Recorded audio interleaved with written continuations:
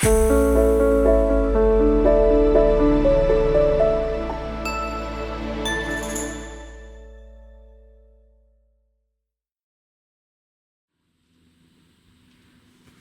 this article was published in the Hindustan Times on 11th of May 2004 under the title Indulgence. Indulgence is in. Abstention is out. So I'm going to read the article as it was printed. Look, I never eat Big Macs anyhow, said Sunil, but why should I give up fries? Because we're moving to Delhi next month, Bassini reminded him for the third time that day. And I heard even the fries are cooked in beef tallow.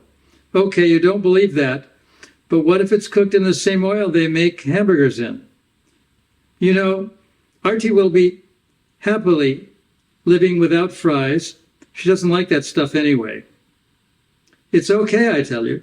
You'll see for yourself in Delhi. They don't even use beef. Whatever, I'm not feeding my daughter any of that stuff, Bassini said in a voice that hovered between annoyance and conviction. She looked sullen for a few seconds and then added, but if an 8-year-old can live without this junk food, why can't an adult? It's easier for kids. What's easier? Asked Bassini. You know, easier to give up, Sunil offered. But anyway, she will have to choose for herself at some point. This time there was a hint of acrimony in his otherwise matter-of-fact voice. Let's try to keep this philosophical, okay? For one thing, it's bad karma. You know that, right? Interjected Bassini, and thought, I'm not giving in, at least not completely. I think you see too many portents everywhere, Sunil muttered. There was a long pause. They stood at the doorway, watching children in the playground opposite their 3-room flat. Portents? Why?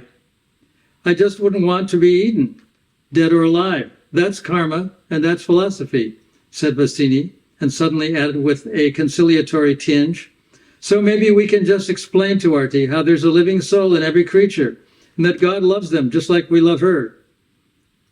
That's probably as good as anything, Sunil said pensively, and almost inaudibly he added, for starters.